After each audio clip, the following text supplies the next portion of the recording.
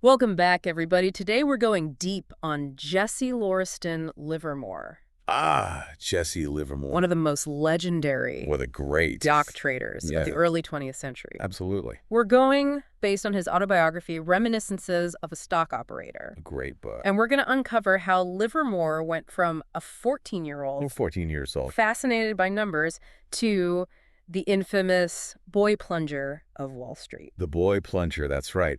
You know, it's a fascinating story, especially because his journey began long before the days of computer algorithms and all these fancy trading platforms we have today. So, take us back. What even got him interested in the market?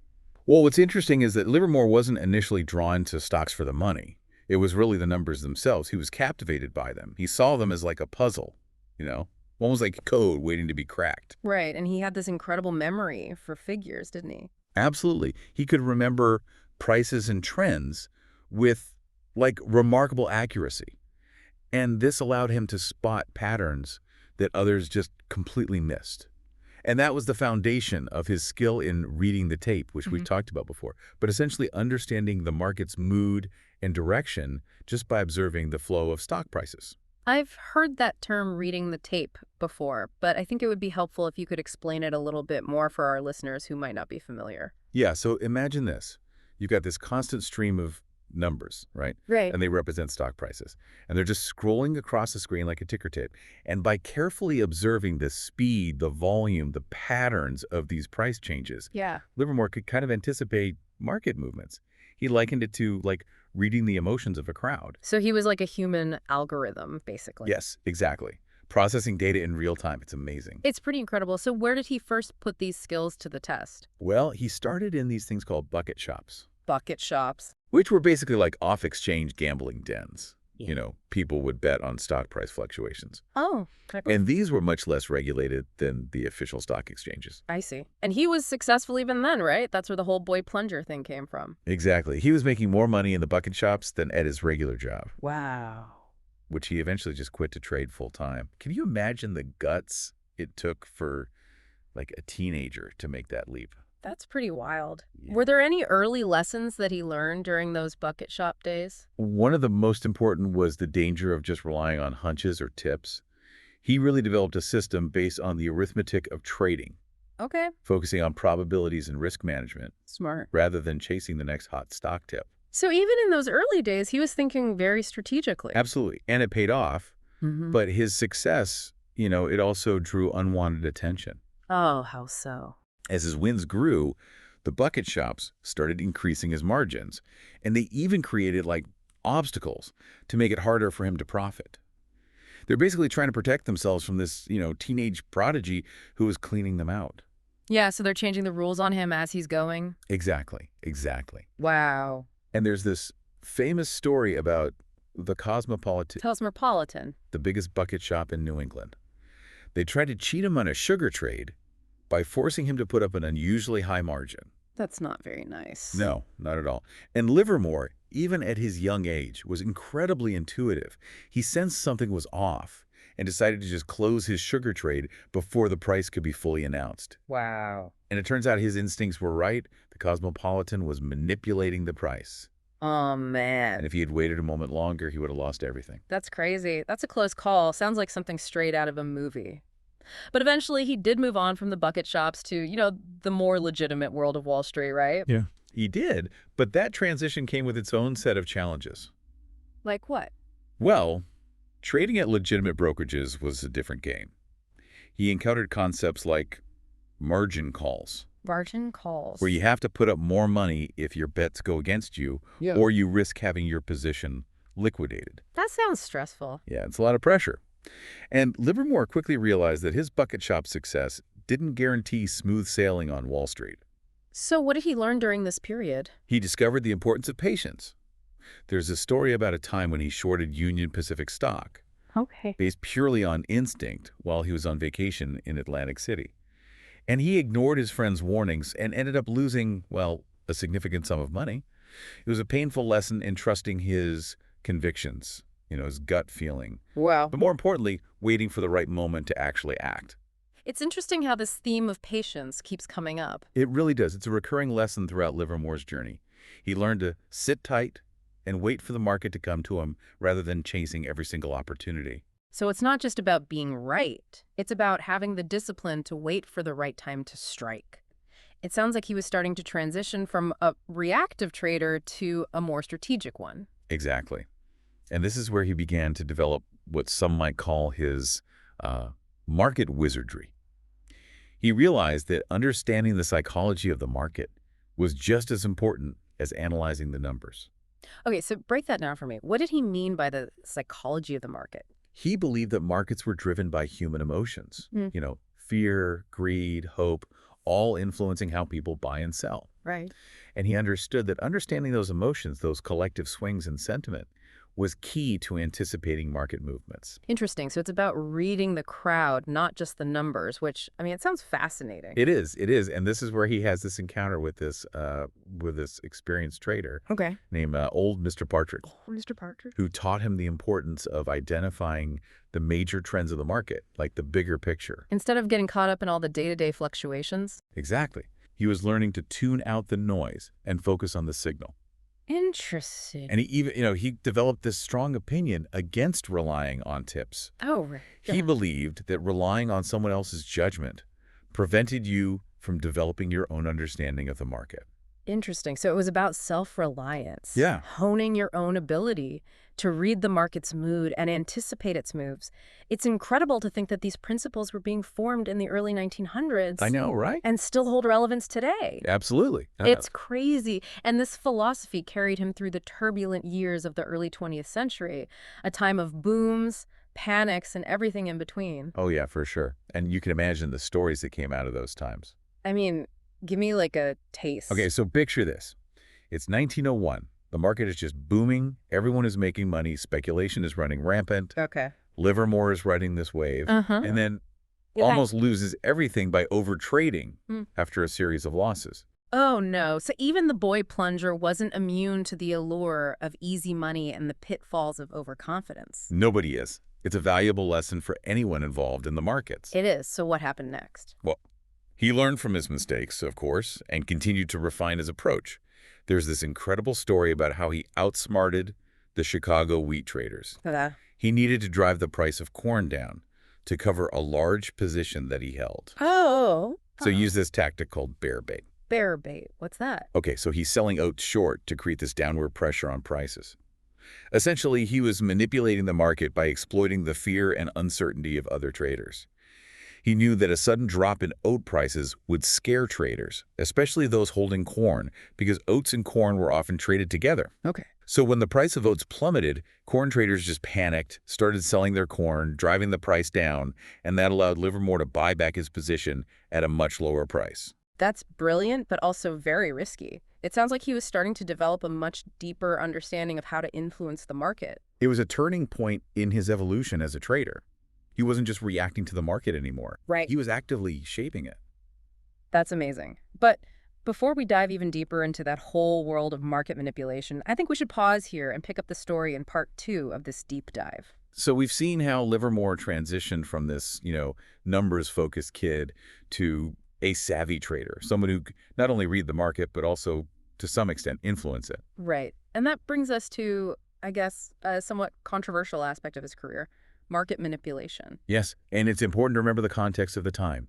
The market was much less regulated than it is today, and practices that would be considered illegal now were commonplace then. So where do we even draw the line between clever trading and outright manipulation? Well, that's a question that's been debated for centuries, Yeah. and Livermore himself had an interesting perspective on it. He saw market manipulation as a form of shrewd merchandising Shrewd merchandising. applied to stocks.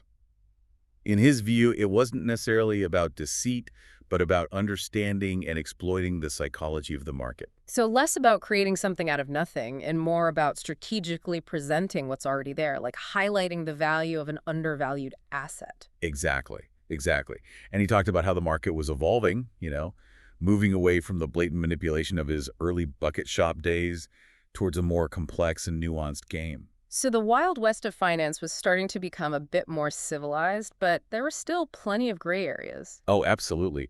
And Livermore was quick to point out the dangers that still existed, especially for those who were inexperienced or easily swayed by rumors and things like that. He was particularly wary of what he called bull liars, right? Yes, he used that term to describe anonymous sources who spread baseless optimism to inflate prices, often for their own personal gain, of course. Oh, okay. So basically pump and dump schemes designed to lure in unsuspecting investors. Exactly. I mean, that sounds all too familiar even in today's market. Sadly, some things never change. But Livermore also contrasted this with the practice of bear rating, which, while not exactly ethical, was at least more transparent. Can you explain what bear rating is? Sure. So it involved heavily short-selling a stock to drive its price down. Okay. And while this could certainly be manipulative, it often exposed overvalued companies and brought their prices closer to their true worth. So in a way, it was a corrective force, even if it was driven by self-interest. That's pretty fascinating. It is. It is. And Livermore understood that every market has its share of manipulators, and he believed that the key was to be able to recognize their tactics and avoid becoming their victim. Okay, let's move from the theoretical to the practical. Can you share any examples of Livermore's own ventures into market manipulation? Well, one that stands out is his involvement with Imperial Steel. Now, this wasn't a case of pumping and dumping a worthless stock. Imperial Steel was a legitimate company with solid fundamentals, but the market wasn't giving it the valuation it deserved. So the stock was undervalued, and the company's insiders were having trouble selling their shares at a fair price. Exactly. They needed someone who could create a market for the stock, someone who could attract buyers and generate some interest. Enter Jesse Livermore, the master market maker. Precisely. So Livermore secured calls on a large block of Imperial Steel shares. This gave him the right to buy them at a predetermined price. And then he went to work, strategically buying and selling the stock to create the illusion of activity and demand. So he was essentially like creating a buzz, drawing attention to the stock, making it more attractive to other traders. Yes, and as more traders started buying the stock, the price naturally rose.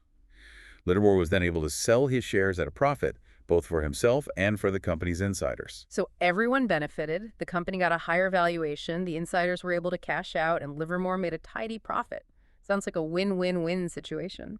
It was a classic example of Livermore's ability to understand and influence market dynamics. He didn't deceive anyone about the underlying value of the company. He simply created a more liquid and active market for its stock. But his manipulations weren't always so successful, were they? What about, like, the story of Peat Products? Ah, yes. Peat Products. That was a company that was struggling, to put it mildly.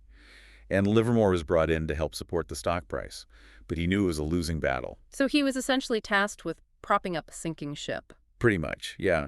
And went against his better judgment. He understood that the market was turning bearish and that no amount of manipulation could change the underlying fundamentals of the company. But he went ahead with it anyway. Why? Well, it seems he was pressured by personal obligations to those involved with the company. It's a reminder that even the most skilled trader can be swayed by factors outside of pure market analysis. And of course, the stock tanked, as he predicted.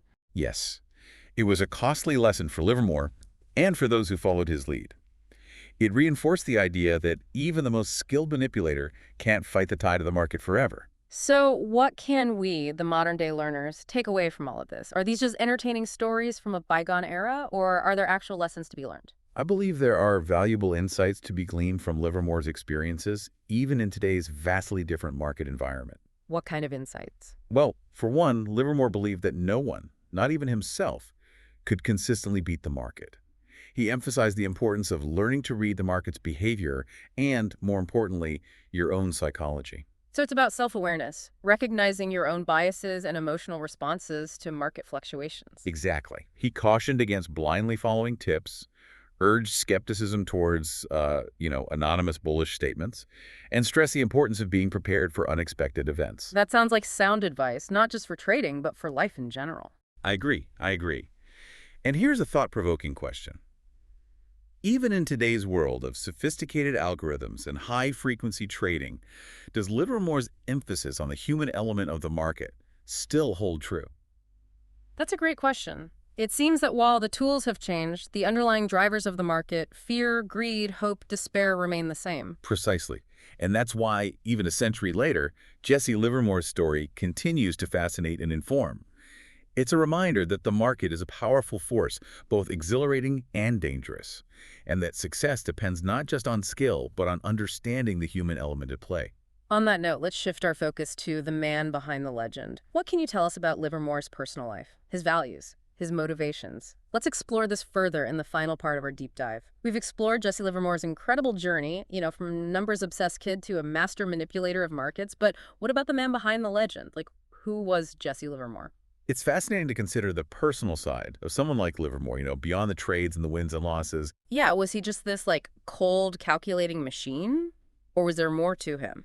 His autobiography, it offers glimpses into, well, a pretty complex individual. Okay. On one hand, there's the Livermore who, reveled in his success, indulging in luxurious homes, lavish parties, all the trappings of wealth. Classic rags to riches story, almost like, I don't know, something out of The Great Gatsby. There are definitely parallels there. But amidst the opulence, Livermore also reveals this sense of unease. Oh, really? Yeah, a recognition that his wealth, it came at a price. What do you mean? Well, he talks about the constant pressure of trading, the emotional toll it took on him, the fear of losing everything. And, he even experienced bankruptcy several times despite his immense skill. That's kind of surprising. You'd think someone with his talent would be immune to those kinds of setbacks. It really highlights a crucial point. Even a market wizard can't escape the inherent risk of speculation. Livermore was brilliant, no doubt, but he was also human, Yeah. prone to errors in judgment, swayed by emotions, just like the rest of us. That's a powerful reminder for anyone who thinks they can outsmart the market consistently, right? Exactly. And it's here, in these moments of vulnerability, that the real lessons emerge. It's not just about mastering technical analysis or reading the tape. It's about understanding the human element of the market, both in yourself and in others. Right. Livermore's story kind of reminds us that the market isn't this game of perfect rationality. Right. It's driven by our collective hopes and fears, our biases and impulses. Precisely. And those forces were just as powerful a century ago as they are today, even in our age of algorithms and lightning-fast trading. So even with all the technological advancements, the human element remains crucial. Absolutely, yeah.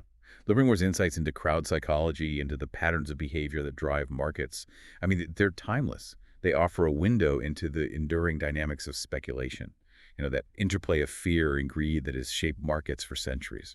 So as we wrap up this deep dive, what are some key takeaways you think our listeners should carry with them? Well, I think first and foremost, Livermore's story emphasizes the importance of self-awareness.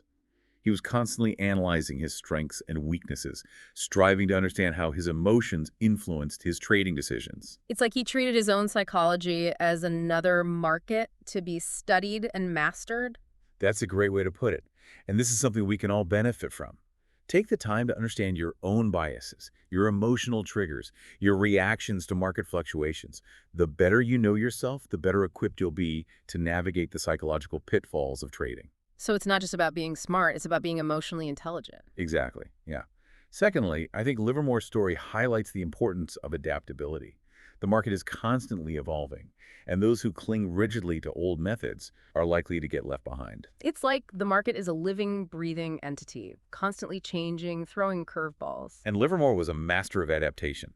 He was always learning, refining his methods, adjusting to the new realities of the market. He never assumed he knew it all, and was always eager to learn from his experiences, both good and bad. It's a valuable lesson not just for traders, but for anyone navigating a complex and ever-changing world. Absolutely. And finally, I think Livermore's story reminds us that speculation at its core is about managing risk. Not about avoiding losses altogether, because that's impossible, but about minimizing your downside and protecting your capital. Exactly. Livermore's life was a roller coaster of wins and losses, but he always managed to bounce back, learn from his mistakes, and come back stronger. He understood that survival in the market depends on knowing your limits, cutting your losses when necessary, and always being prepared for the unexpected. So it's a message of resilience and adaptability, of constantly learning and evolving. Absolutely. And on that note, I think we can safely say that Jesse Livermore's legacy extends far beyond the realm of Wall Street. His story, full of both triumph and tragedy, offers timeless lessons about human nature, the allure of risk, and the enduring power of adaptability. It's been a fascinating journey, exploring the life and times of the boy plunger who became a Wall Street legend. Indeed, indeed. And hopefully our listeners have found it both informative and thought-provoking. To all our listeners out there, thanks for joining us on this deep dive. Until next time, keep exploring, keep learning, and keep diving deep.